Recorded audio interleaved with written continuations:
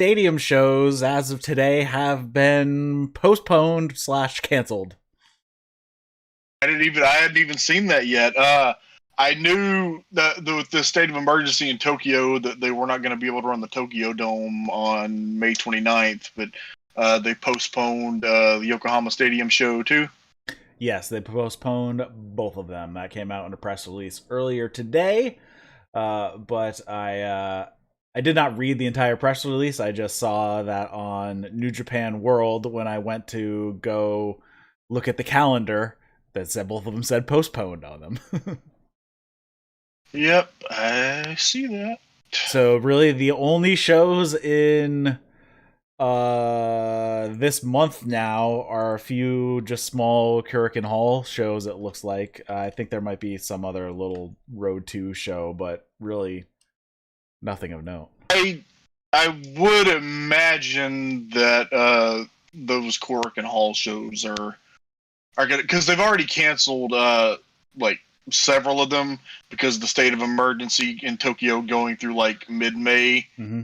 And now with the state of emergency extended through the end of May, I would imagine I think we might not see any more New Japan until, well, hopefully we'll be back and everything will be normal for Dominion. They like All Japan like ran some empty arena buildings because they had to, because they were in the middle of the Champion Carnival and they had to finish it. But like New Japan, I think, just doesn't see the point in running empty arenas. So, yeah, I mean, it makes sense. It's a loss of money. It's not like they have regular TV, so it's not really, they don't have to cover that stuff either. So, you know. Well, they have, but it's like it's not like anything. I think it's like they have their main show is like the one that's on, whatever offshoot of TV Asahi is like a 30-minute whatever. So it's, like during the worst part of the pandemic last year, they just did like a lot of, the Telepro Wrestling when they were having, wrestlers on commentating and I think I didn't watch any of it because I don't understand Japanese, but I think that's what was going on over on New Japan World. Mm-hmm. Yeah, but overall, what did you think about these shows? Well, I guess another thing we should talk about is that for night 2, 6 wrestlers had to be pulled from the show, so we did not get the junior heavyweight championship match between El Desperado and Yo. There were 2 of them were pulled, along with Okada, Sho, and a couple other guys, because one of the 6 guys woke up with a fever, and because of exposure to that person, they decided to pull these people as well. Yeah, and I think they said that 2 wrestlers had tested positive for COVID. So, but yeah, it was. I think it was like Sho and Yo and Okada. So like I guess somebody on the Chaos bus said. Yeah. So, and apparently, they don't like to hang out with Toru Yano enough because he was on night 2. Well, Yano, he's a very busy man. He doesn't hang out on the bus a lot. He's got bears and Nobori Betsu to deal with and all that. All right, so before we get into the show here, you're listening to the That's Wrestling podcast. If you're listening as a podcast, we do this show live over on Twitch and on YouTube, so come hang out with us over there. Follow those channels and I'll let you know when we go live. Follow us on Twitch at That's Wrestling 1 with the number 1. I try to put reminders out there as well before we go live. Also, there's a Discord link. You can come hang out with us there. Comments, questions, feedback, you can send those either through Twitter or to Eric at that'swrestling.com. You can snag the RSS feed for the podcast at that'swrestling.com as well, or on all your favorite podcast apps, and drop by your favorite podcast app of choice and drop us a review. Or if you're watching this on the YouTube, be sure to hit that like button, and hopefully we can get this higher, get a little bit more reach than we have been. Somebody was nice enough, they gave us a like 2 hours ago before we even started the stream, so yay for that. I'm guessing that was probably Davis, because I see a chat from a while ago. All right, so and with me tonight I have Trae Wisecarver at Wrestleism which the link is in the his handle is in the show notes. Follow me on Twitter, and I will spread the good word of our Lord and Savior Kota Ibushi. All right, so tonight we are covering Wrestling Dontaku Night 1 and 2 from New Japan. Both shows were from Fukuoka and Fukuoka.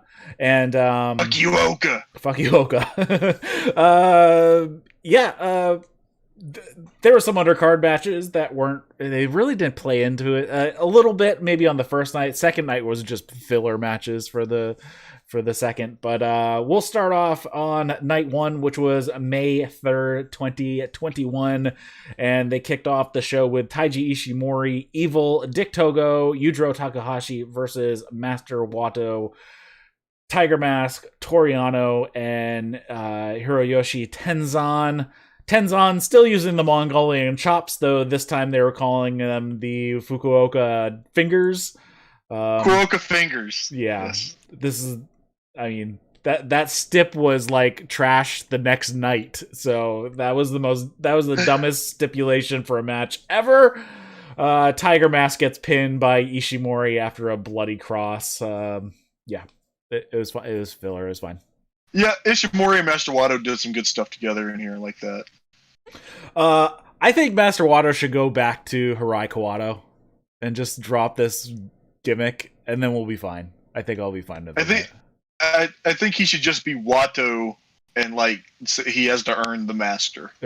That could work too. Either way, he doesn't get the Master until he wins Best of the Super Junior or the Junior Heavyweight title. There we go. That's what they should do. Somebody needs whoever trained him and be like, you can't call yourself a master, and they strip the title from him, and then that's how he gets the title back, is when he finally wins. I guess you could do something like that. Anyways, next up we had a Suzuki-gun faction versus a Chaos faction. Minoru Suzuki, Yoshinobu Kanemaru, El Desperado versus Kazuchika Okada, Sho, and Yo. Yo wants Desperado right out of the beginning. Desperado looks like he's going to give one of the other guys the start, and it looks like he was just about to step out of the ring when Yo just runs across the ring and attacks him, so he ends up getting what he wants. They are obviously they were supposed to meet for the Junior Heavyweight the Junior Heavyweight Championship the next night, but we just talked about that. That match was pulled. Match was fine when Desperado and Yo met later in the match. Desperado is working over Yo's knee that has been surgically repaired, and Yo ends up pinning Kanemaru with the direct drive. Yo and Desperado exchanged a few words afterwards, but that was it. And then obviously it went nowhere the next night because the match was pulled. Yeah, this was really fun because it's a great heel trio against a great babyface trio. Minoru Suzuki is so goddamn terrifying. There was a match on one of the recent tours where Suzuki slapped Yuya Uemura in the face until he won by referee stop. And that's been living rent-free in my head ever since. I will have to check that out because that sounds fun. I want to see more referee stoppages. I like referee stoppages. I think those are great. Next up, we had LIJ faction against, or really everybody in LIJ versus everybody in the United Empire. Tetsuya Naito, Bushi, Shingo Takagi, Sanada versus Will Ospreay, Jeff Cobb, Aaron Hanare, and Great-O-Khan. Shingo and Ospreay started off. They're going to be fighting the following night for the IWGP World Heavyweight Championship. So we get a little bit of a preview here. Quick chain wrestling from the two of them. Ospreay tags Cobb, and it looks like he was gonna get out of the ring, so Shingo turned his back because he was gonna tag out as well, but Ospreay books it across the ring, attacks Shingo, and they beat the crap out of him for a while. Then all of LIJ attack Cobb, plenty of brawling. Sanada ends up pinning Hanare with the Japanese leg roll clutch. And Shingo and Ospreay have a little spat post-match, and they end up countering out of each other's moves, and neither of them can hit anything. This was good. This was like the fourth or fifth time I've seen this exact match configuration on this tour. It's like every other time, this was here to give you a taste of the just utter magic that happens every time Will Ospreay and Shingo Takagi touch. Like, dude, I've watched all these multi-man matches, and it's just like they were just tearing into each other immediately. Yeah, this was fun. Poor Bushi. He's been getting his ass whooped by Jeff Cobb all tour. I would like to update a previous conversation that no one will care about but me. I have now determined the difference between the Japanese leg roll clutch, the O'Connor roll, and the European clutch. And if you watch the way Sanada does it, it is clearly, the way he gets into it, it is a leg roll clutch. He clutches with the legs and rolls. Now, the Zack Sabre Jr. European clutch, you kind of end up in the same motion, but he gets into it completely differently. Mm-hmm. And then a standard, what I would call an O'Connor roll, or like just a standard reverse cradle, is just you do the rolling with your arms and upper body. So yeah, there's your useless update that I have been thinking about since whenever we discussed that last time, and I was watching this Sanada match and I said, oh, that's how I could do it. So next up we have Zack Sabre Jr. Speaking of him, and Tonga Loa. This is a right to challenge match. If Zack Sabre Jr. wins, then they Dangerous Tekkers can continue to challenge for the tag team titles, but if he loses, they can no longer have a title shot for the tag titles. So a little bit of feeling out here at the beginning into a chain sequence. Tonga Loa wants to use power moves, but Zack Sabre Jr. keeps wrapping him up, preventing him to do so. Eventually, Tonga Loa does bring things into his wheelhouse. Zack brings in some aggression, goes for some strikes, ends up with stomping on the arm and starts tweaking that. Tonga Loa misses a splash, and Zack Sabre Jr. takes advantage, cranks the neck, puts on the Clarky Cat, and Tonga Loa struggles to the ropes to break the hold. Penalty kick from Zack, tries the octopus, switches to the European clutch for a 2 count. A bunch of kicks from Zack, and then he ends up eating a spear and a power bomb from Tonga Loa for a 2 count, and then Tonga Loa picks up Zack Sabre Jr. for ape shit, but Zack Sabre Jr. transitions into a crucifix pin and gets the flash victory here. So I had it that he won with the European clutch. Maybe I fucked up. Yeah, it was a crucifix pin. This was very good. Zack's singles matches are always fascinating. Like, he always wrestles the way that he should wrestle against whoever he's wrestling. He wrestles his opponent's match, but it's in his own style. Like, remember when he wrestled fucking Fale in the G1, and it was like exactly what a Zack and Fale match should be.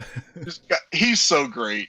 And this was quite good. But a few years ago, I thought that Tonga Loa wasn't the shits, and I have to say that now he is decidedly not the shits. I've become a bigger fan of Gorillas of Destiny, and I am still not the biggest fan of Taichi as a singles wrestler because he gets too into his Taichi bullshit sometimes. But I have come to love the tag team of Dangerous Tekkers, and I want one of those. They have a new shirt that's just a plain black shirt and it just in white text says Tekkers, and I want that shirt. Yeah, I saw Zack Sabre Jr. wearing that in a different match at some point when Taichi was in. I think it's in the next match that's coming up. Post-match, Zack grabs the title belt off the ring apron, gives it a little kiss, says, "I'll see you in a couple weeks," and tosses the belt back into the ring for Tonga Loa. Next up, we have the second ever ladder match in New Japan history, and this is Taichi versus Tama Tonga for the Iron Glove. And wow, this match was a little overbooked.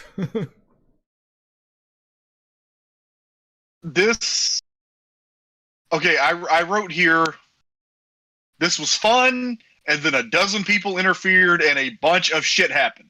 Pretty much. Then, here are the remainder of my notes for the match. Tonga Loa murdered Doki, and then I liked this match for 10 minutes, and then they went 27 minutes. But the finish was cool. I wrote.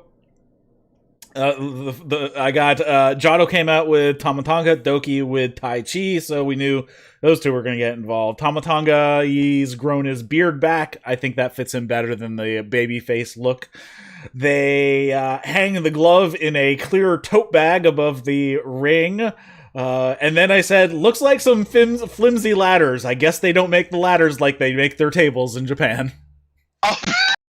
I wrote, Japanese tables are super tough and Japanese ladders are little dinky things. they had to have the referee hold the ladder so they could do spots on it. Yeah, because I even wrote it. I'm like, why is Marty even in the ring for this? And then later on, he's like holding the ladder, and Kevin Kelly then said the same thing. He's like, oh, that's why he's in there.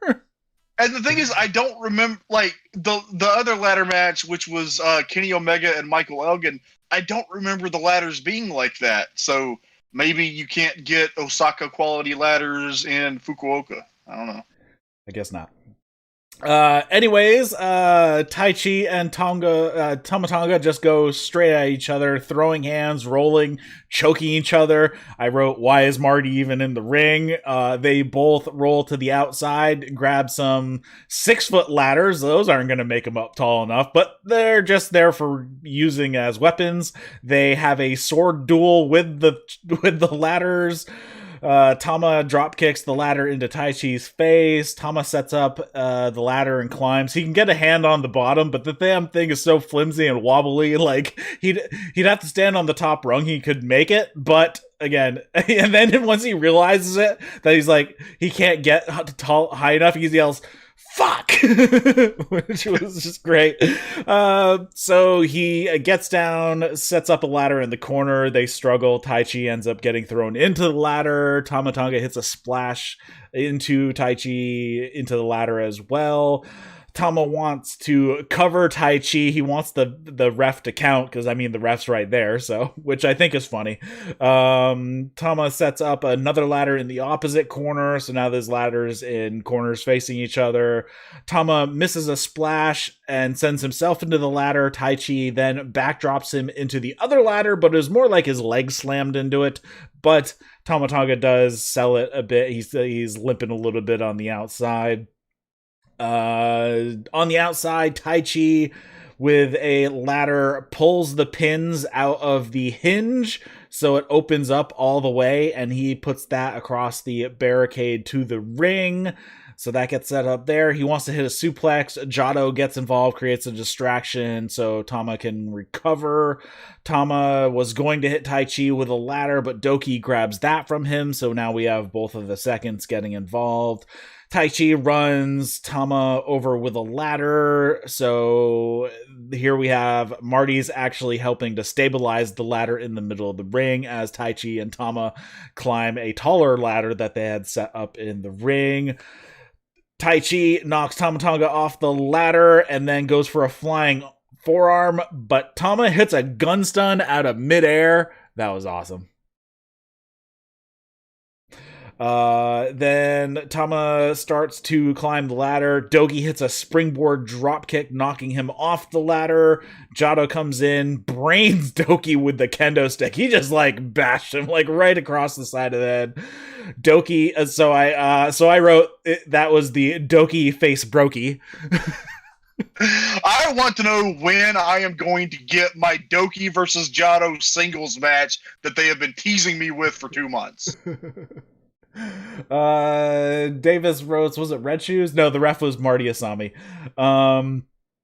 Jado pushes Taichi out of the ring, tapes his hands to the barricade, doesn't do a very good tape job. You just put like 2 to 3 wraps on him.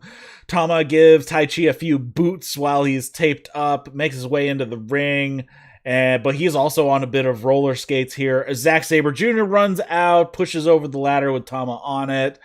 He attacks Jado and untapes Taichi. Tonga Loa joins the party, so now we have like 3 members of Suzuki-gun and 3 members of Bullet Club out there. Zack comes in, he gets hit with ape shit. Doki stops Tonga Loa from powerbombing Taichi into the ladder. Tonga Loa then catches Doki when he goes for a Rana, and then he power bombs him over the ropes through the ladder that was set up on the outside, pretty much killing him, and he just laid there for the rest of the match. God want to give Taichi a magic killer on a ladder that was on the mat, but Taichi fights out of that, kicks Tama Tonga in the nuts. Jado hits Taichi with a kendo stick. Taichi hip tosses Jado onto the ladder that was laying on the mat. Taichi sets up the taller ladder, starts to climb. Tonga goes after him. Taichi gives him a chokeslam off the ladder. Taichi goes climbing again. Tama hits Taichi with a small ladder a few times. Goes out and throws a table into the ring, sets it up next to the ladder. Taichi avoids getting powerbombed on the table. And then he grabs back onto the ladder, starts climbing. Tama Tonga follows him up the other side. They fight on the top. Taichi rakes the eyes, tries to grab the glove. Tama Tonga fights back. Tama Tonga hits some headbutts, goes for the gun stun. Taichi shrugs it off, and Tama puts himself through the table. Taichi then grabs the glove, and that is all over. So it was a fun match, way overbooked and way too much interference, but I liked the ending. And way too long for what it was. Yes. How long did you say? 127? 27 minutes and 11 seconds. Yeah, this could have been more like an 18-minute match and cut out Zack and Tonga Loa coming out. And have like one spot with Jado and one spot with Doki and call it a day. Bring Tonga Loa out for the power bombing Doki through the fucking ladder spot. Well, I mean, Tama Tonga could have done that as well. That's you still have the spot. You have like one spot with Jado, one spot with Doki, and then Doki gets killed by Tama Tonga. That would have been fun. There we go. So both of the Dangerous Techers won their matches over a God, won their singles matches over God. Taichi addresses the crowd in about 2 sentences, and then they play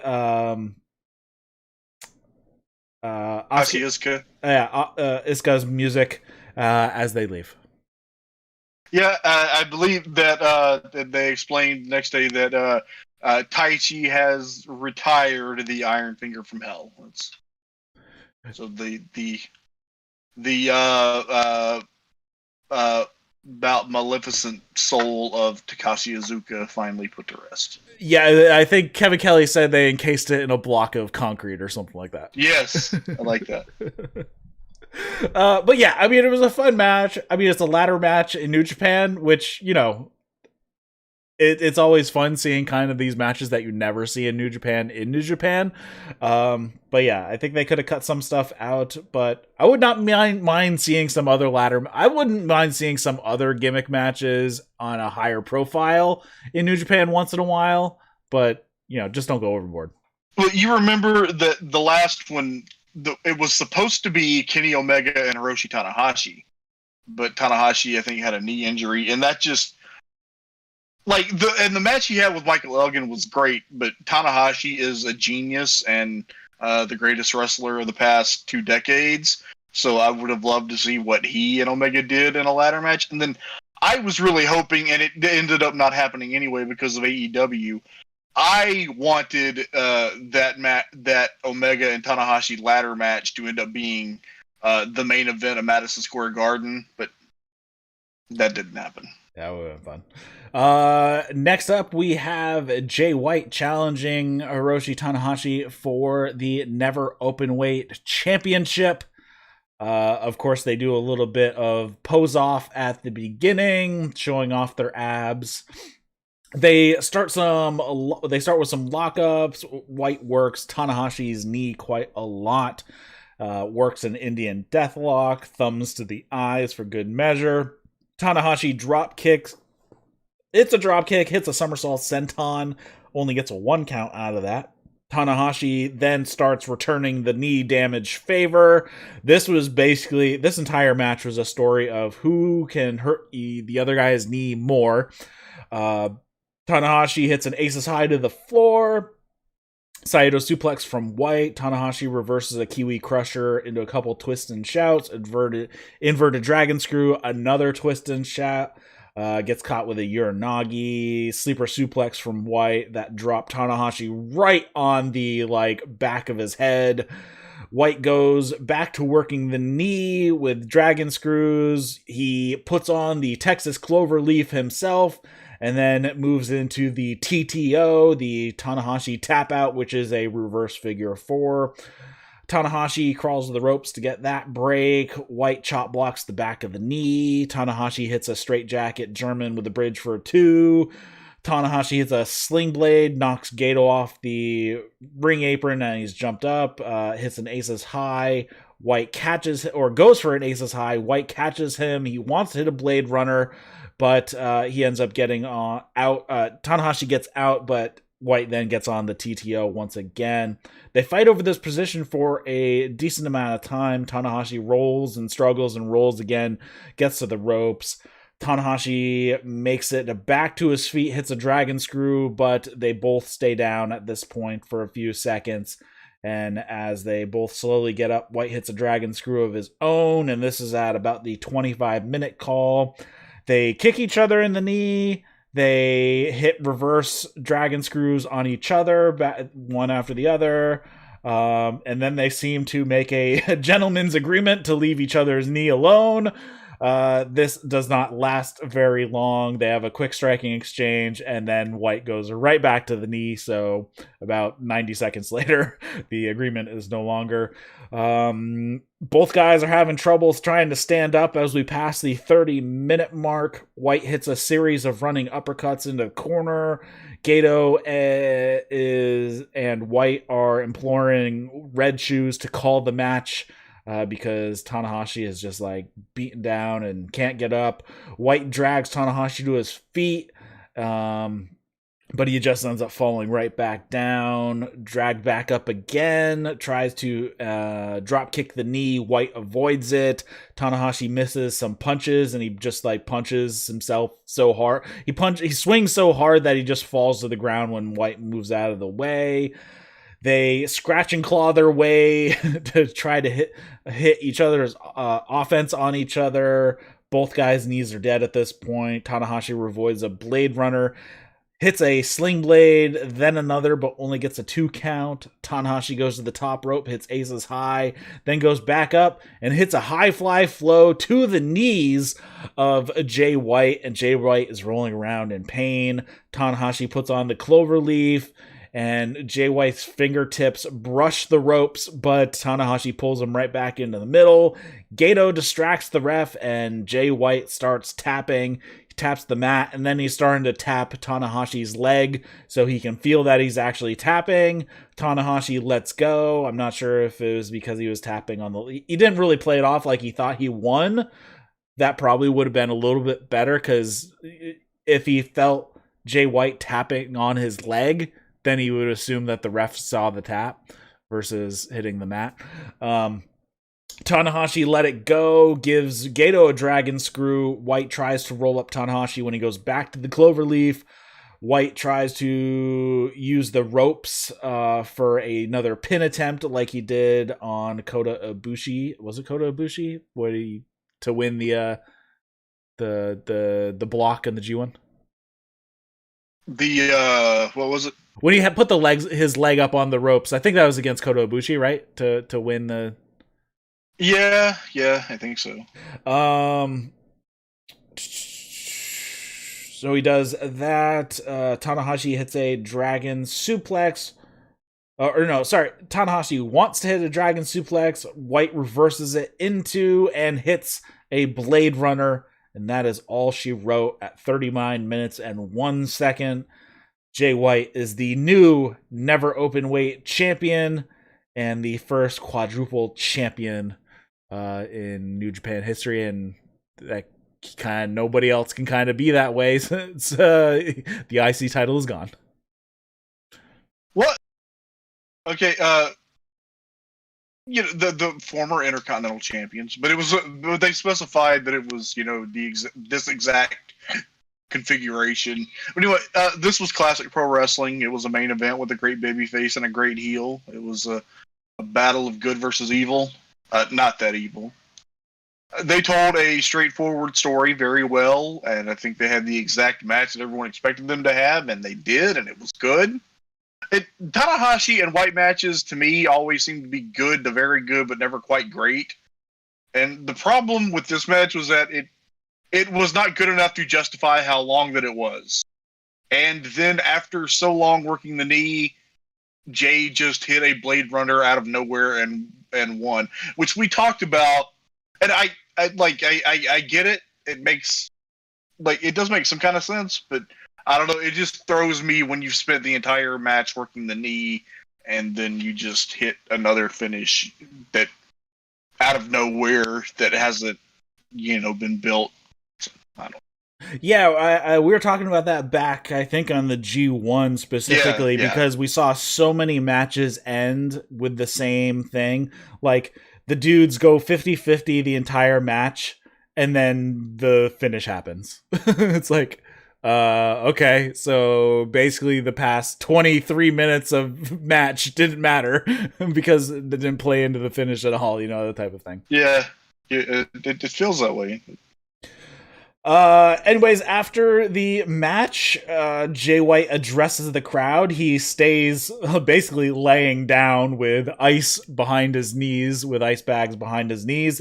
And I think the line he said here was pretty good. Not as good as Miro's line at AEW a couple nights ago, but it was pretty good. He says, "Your claps are more insulting than silence these days, so keep it to yourself."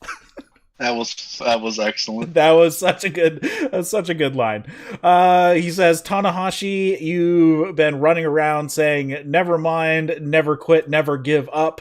Well, Tana, you can never mind about this belt because you just quit, you just gave up. Tana, it's time for you to hang up your boots. It's time to quit. I said I was going to take this from you. You can quit now." White says that life is a series of moments, and all of you, and you have to hang on to them and cherish them. And all of you, you've just witnessed history.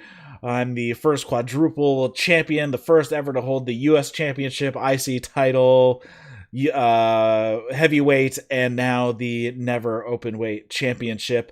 And then he takes some shots at Kenny Omega without saying him by name.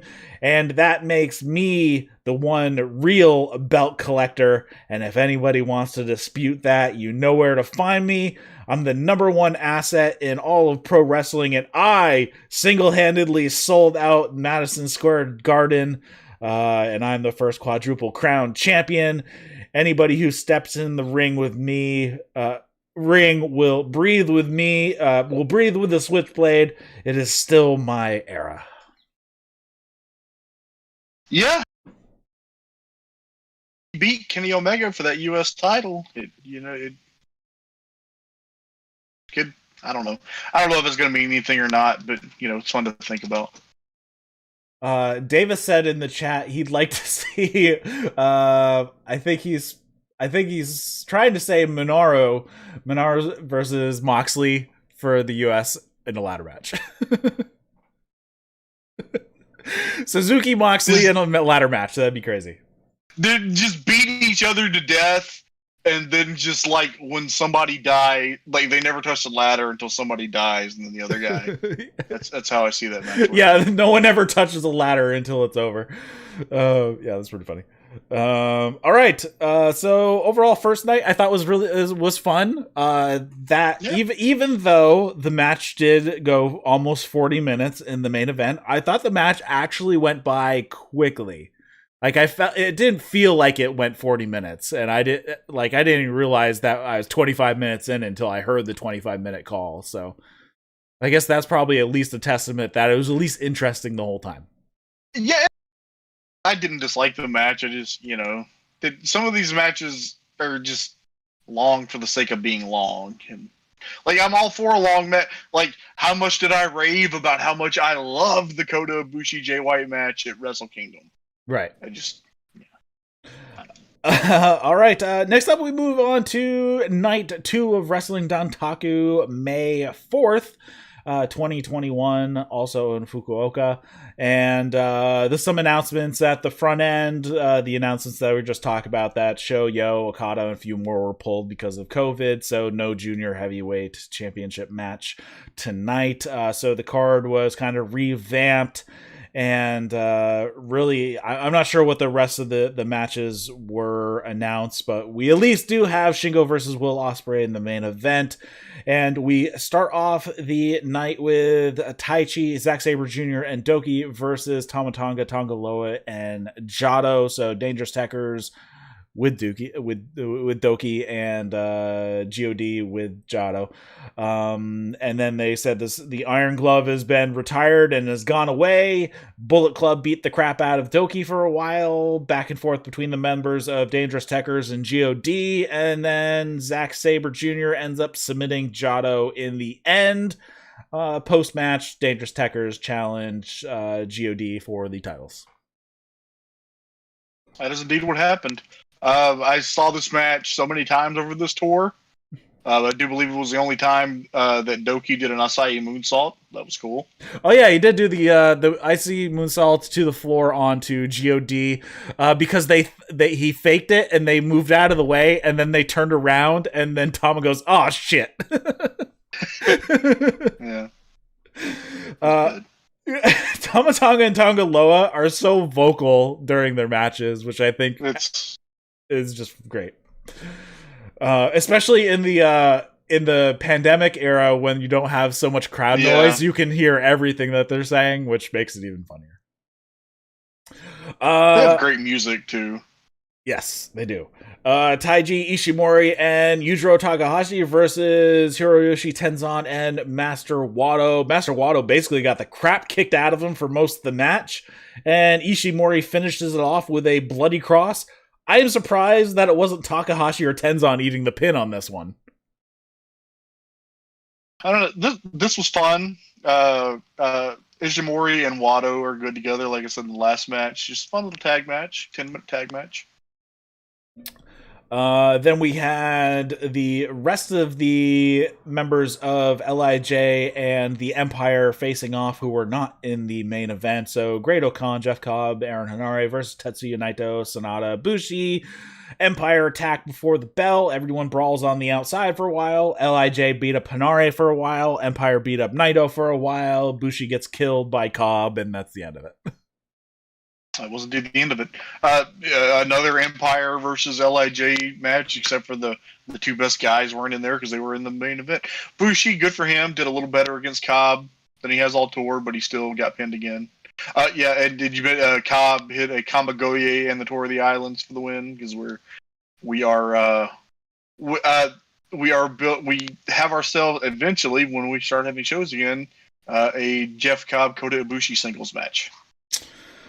Let's see. Next up, we had the cobbled together match, I'm guessing. This match was probably not originally announced. This is Toru Yano, Hiroshi Tanahashi, and Ryusuke Taguchi versus Jay White, Evil, and Dick Togo. I'm pretty sure that the first team was not the original.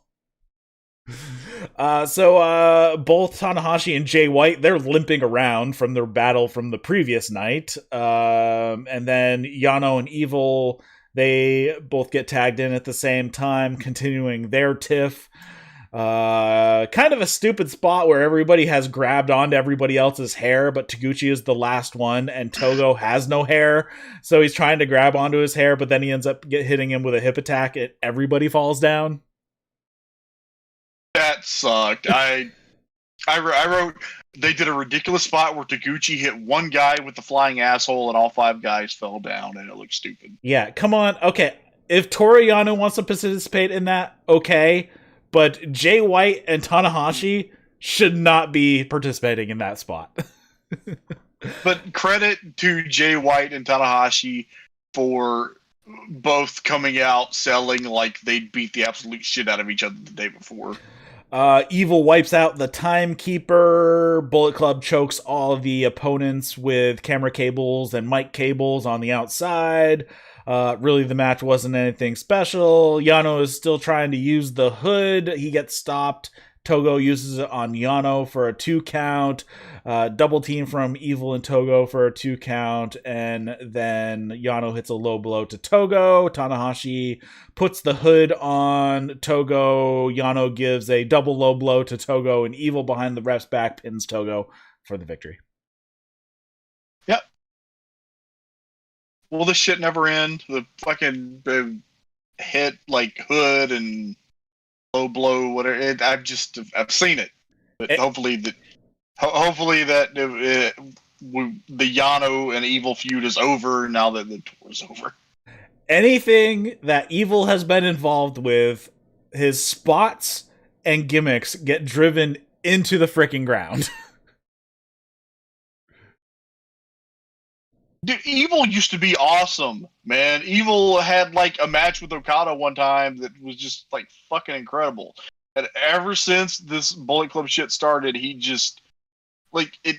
That's why it's frustrating, because we know that the guy, that Takaki Watanabe, is really freaking good, but this fucking Evil Bullet Club shit sucks. I know, one of my favorite G1 matches ever was Evil versus Omega. Evil got the shit knocked out of him, and it looked like he was out on his feet, but, you know, still. The Evil is awesome, and this character sucks, and has, like, this is like WWE levels of a character ruining a great wrestler. I agree.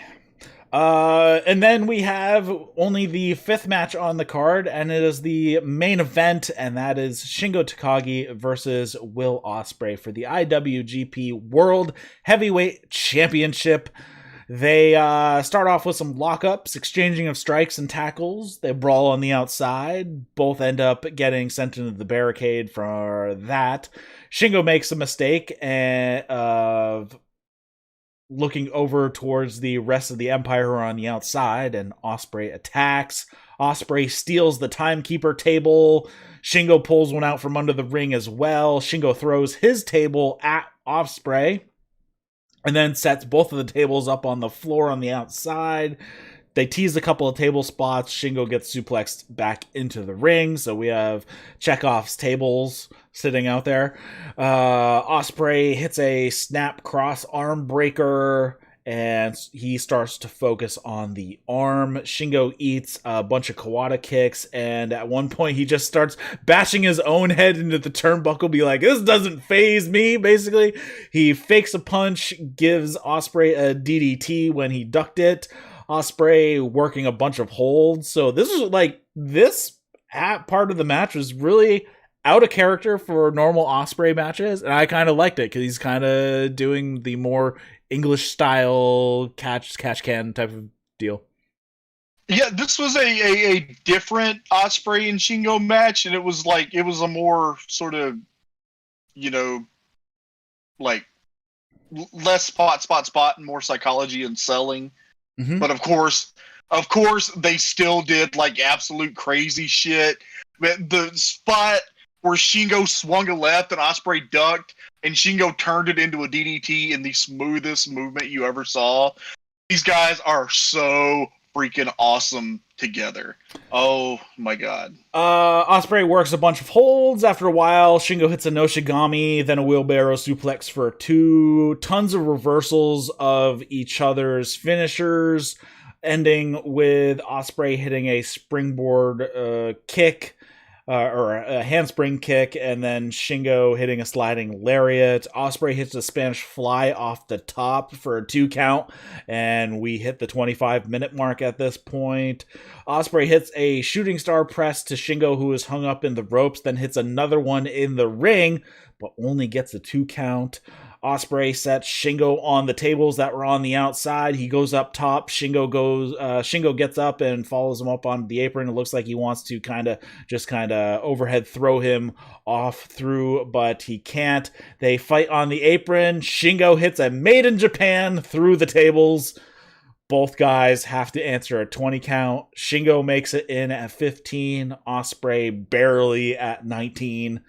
Shingo clocks Ospreay as soon as he gets into the ring. I like when guys do this, when somebody's answering a 10 or 20 count, depending on what promotion you're in. The second the opponent gets in, they attack them. Like, because so many times they get in and then they are walking around in disbelief. I can't believe that guy got in, and lets the guy, recover. Yeah, but much smarter way to do it. You're right. Set up the tables. Both guys have to answer the 20.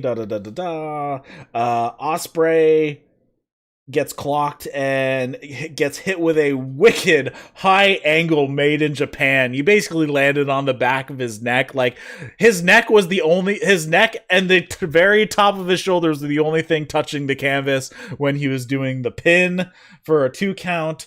Shingo ducks a hidden blade, then blocks a top rope Os cutter. Actually, I missed a few other things here. Shingo wanted to hit a DVD off the top rope. Ospreay wanted to hit a Rana. Shingo shrugs it off, hits across body.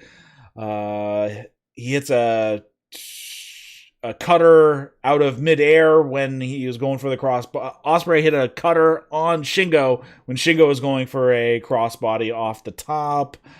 Shingo comes back, hits a hanging GTR. Ospreay goes for another Os cutter. Shingo hits a cutter of his own out of it. Hits a pumping bomber for a 2 count. Ospreay hits a rolling forearm hook kick. Drops Shingo. Hits a bunch more kicks while he's on his knees. Shingo avoids a Stormbreaker. Ospreay avoids a Last of the Dragon. They hit each other with poison Ranas. And then Ospreay hits a hidden blade, and both guys collapse. Ospreay calls over and basically just lays his head on the top of Shingo's head for a pin, and Shingo just extends his arm to get his arm under the bottom rope, and that breaks the count. Ospreay is having troubles lifting Shingo. He tries to get him up for a Stormbreaker, but just his body gives out. Both guys then get a little bit of steam. Shingo hits a ton of strikes and then a pop-up Death Valley driver. Ospreay just pops right back to his feet after the DVD, and Shingo hits a few lariats, and then Ospreay counters a pumping bomber with a Spanish fly in the middle. Shingo escapes a Stormbreaker but eats a running knee, and this is at about the 40-minute mark. They slap the crap out of each other. They headbutt the crap out of each other. They forearm the crap out of each other. Shingo gives a big old smile after getting hit with a big forearm from Ospreay. They hit some more headbutts to each other. Ospreay avoids a Last of the Dragon. He hits a Rainmaker on Shingo. And then he takes off his elbow pad and hits a not-so-hidden blade directly to the face. And then he hits a Stormbreaker, and Will Ospreay gets the pinfall victory to retain his IWGP World Heavyweight Championship. I like the last 5 minutes of this match, and I love the hidden blade that was not so hidden because it was directly to his face. That, man, the closing stretch here was just phenomenal. I wish that all these dudes would stop bashing their skulls into each other's skulls. Mm-hmm. But yeah, this match was amazing. Kevin Kelly said it was the best match he'd ever called. He did, yes. I'm not sure if I agree with him, but I didn't think so either personally. But like, just think about. I think Dave Meltzer said recently that Kevin Kelly has called more classic matches than probably any announcer other than maybe Jim Ross. Probably, yeah. All the, all 4 of the Omega Okada matches he called. So, and dude, he's phenomenal. Just a complete aside, I was catching up on New Japan Strong. Leo Rush was wrestling Brody King, and like he had Kevin and Alex Kozlov were talking about, can Leo Rush beat a much bigger opponent? And Kevin Kelly brings up that, well, he beat the man now known as Damian Priest to win the fucking ROH Top Prospect tournament, 5 years ago. Like, he's just I am just astounded when I go back and like old stuff, like when The Rock was making him stick his finger up his fucking nose. Yeah. It's just amazing that he's ended up being the best announcer in the business. Yeah, and he does a ton of these New Japan shows solo, and they're excellent. Yeah. He does such a good job, and I'm curious how much he does from memory and how much he has notes in front of him to bring in the color when he needs to. He's just always like so well prepared. Yeah, either way, it doesn't matter if he's having to prepare or it's off of the top of his head. It brings so much, and that is something that I've always really liked about Kevin Kelly. I wish he won Commentator of the Year. He was second, I think, this year in the Observer. Was he? Yeah, because I think Excalibur. I'm sorry, was man. one. I don't dislike Excalibur, but come on. Yeah, the thing I like about Kevin Kelly, and I think I said this when the awards came out, if this is the first time you have ever watched a New Japan show, he gives you all the backstory. And for those of us who have been watching it, I still want all the backstory because I can't remember all this stuff half the time.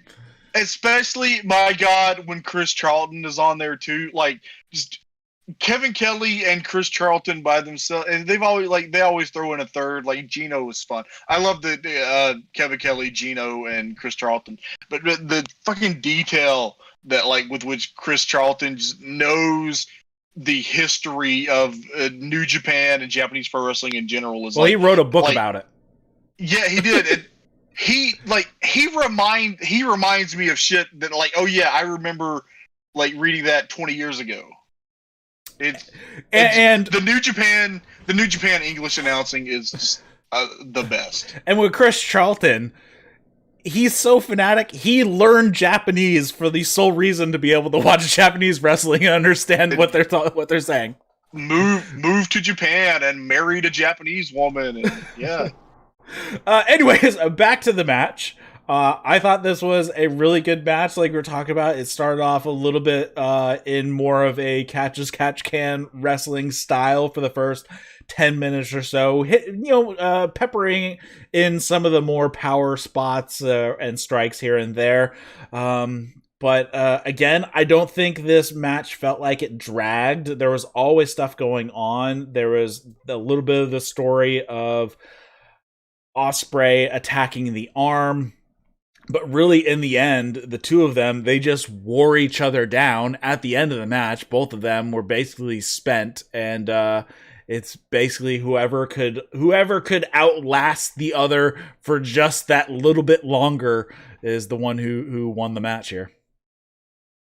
Yeah, man, these guys are just fucking gold together, man. Just it's magic. It's like Sayama and Dynamite Kid levels of chemistry. After the match, Ospreay grabs the mic. He thanks Shingo for being his first stepping stone.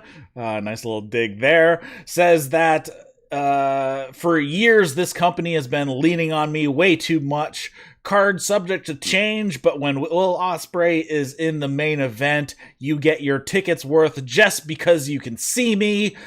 When this was the only match announced, the show sold out in under 24 hours, and that's because of me and the United Empire. Now it's time for redemption at Wrestle Kingdom. You all thought that loss would be those losses, because all of them lost during Wrestle Kingdom. Those losses, but he said loss, would be our demise. But look at us now. You might not like it. Okada might not like it, but I am the IWGP World Heavyweight Champion. Because it is my destiny. Okada, you're probably disappointed in the man I've become, but I don't care, because the only thing I care about is being the champion and the United Empire. And he says he will avenge his loss at WrestleSlam at the Tokyo Dome, which is currently not happening, and we don't have a date for it, against Okada. Yeah, it'll happen eventually. Yeah, dude, Ospreay is just fucking phenomenal. He's a star. He's amazing. I'm curious. How long do you think they're gonna give the run with Ospreay? I'm guessing he's gonna hold it for quite some time because he probably has more 5-star matches in a short amount of time than anybody else. Originally, I thought that because usually the first title reign is short, so I had kind of was expecting him to lose it back to Ibushi in the summer, but like I don't know, that's just me trying to think how Gato books. So I don't expect this reign to be long, but like he's in the mix now. He is one of those elite IWGP level guys now. So this won't be his last reign. Have you heard anything about what the schedule is going to be like this year? Like, when are they doing Best of the Super? When are they planning? Of course, now everything's getting screwed up once again. No idea. Because usually we'd have the Best of the Super Juniors before Dominion. Yeah, I'd originally thought that maybe they were going to do it in June, July before. Are they actually doing the fucking Olympics in Tokyo? That's just seems like the worst idea. Yeah, something like 91% of Japanese do not want the Olympics to happen in Japan. And then, I'm sour on the Olympics anyway because of some other shit they just came out with yesterday. But yeah, what the fuck? We don't need the fucking Olympics. It's not that big a deal. Just why? This is the way that humanity has largely dealt with this pandemic. It's just so fucking stupid. Yeah, so right now, as far as I don't even know when we'll be back, depending on how things go in Japan. I know there's some slight, I don't even think that the vaccination rate in Japan is that good at all. It's really low, really, really low, isn't it? Yeah, I think so. And yeah, I was reading an article, just there's been a historical, I don't want to say distrust, I should say, of vaccines in Japan, just because of stuff that has happened in the past of, kind of malicious intent of vaccines. And that's still kind of carrying over now. So it's already hard to get, especially given that the vaccines we have, developed in a year type of deal. So yeah, I don't know what's going to happen, and I haven't even looked at the numbers or anything. But right now, the Grand Slam in Yokohama is postponed. So that was supposed to be on the 15th, and then the Grand Slam in Tokyo Dome has also been postponed. That was supposed to be on May 29th. So really, from now until current scheduled of Dominion, which is on June 6th, so a month from now, minus a day, is really the next show of any substance. But who knows what's going to happen, and who knows if any of these other shows, especially the ones in Kurikan Hall, because they're in Tokyo, most likely that state of emergency is going to extend it. So all the May shows, basically, we probably will not have a show from New Japan other than the stuff that's been, except New Japan Strong shows. We probably will not have anything else in May at this point. We will be back here next Thursday to talk about an IWGP US Heavyweight Championship match. Yes, on AEW Dynamite. And actually, Kevin Kelly did pimp that. That is good. That the match was going to be happening on AEW Dynamite on the 12th. So there is that. So, but yeah, it's just a huge mess right now over in Japan, and it's going to be a weird year again. The G1 is currently scheduled at the end of the year. Who knows what's going to happen, because it seems worse than last year at this point. So yeah, I don't know. Yeah, fuck, we'll see. And I'm still bummed because now we have, who knows if what's going to happen, but we have now Bryan Danielson is a free agent, and I wanted to see him so bad in the G1 this year if he could get over there. Yeah, I think the issue is with it, like, nobody who doesn't already like have a visa can get a visa, so that's why that's I remember like Moxley saying that he couldn't get a visa like anyway. Yeah, unfortunately. All right, anything else you want to discuss about New Japan before we wrap it up here?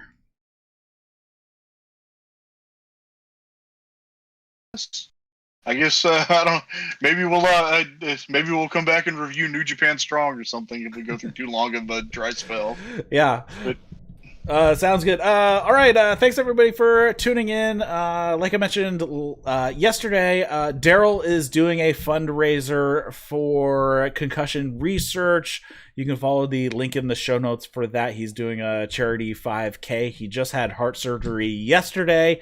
He's doing pretty good. He's just really drugged up at the moment. So he will not be running it. He will be walking it, but it's in a couple weeks. So if you want to go help out concussion research, follow the link in the show notes for that. Like Trae said, we'll be back on Thursday doing our Dynamite review as always. And he has insisted on being there because of the Yuji Nagata match. But also Caleb can't get his freaking internet sorted out. And Daryl is having heart surgery, so anyways, I'm the last resort. It's all good. Like having Trae on here. It's always a good time anyways. So thanks for watching and listening. If you're listening to this as a podcast, we do this show live over on YouTube and Twitch. You can follow the link in the show notes. The link to our Discord is in the show notes as well. You can send comments, question, feedback to Eric at That's Wrestling, and follow us at That's Wrestling 1 on Twitter. Follow Trae at WrestleIsm on Twitter, and give us a review on your favorite podcast app of choice. So for Trae Wisecarver, my name is Eric LaRoche, and you have been watching and listening to That's Wrestling. See you later, guys.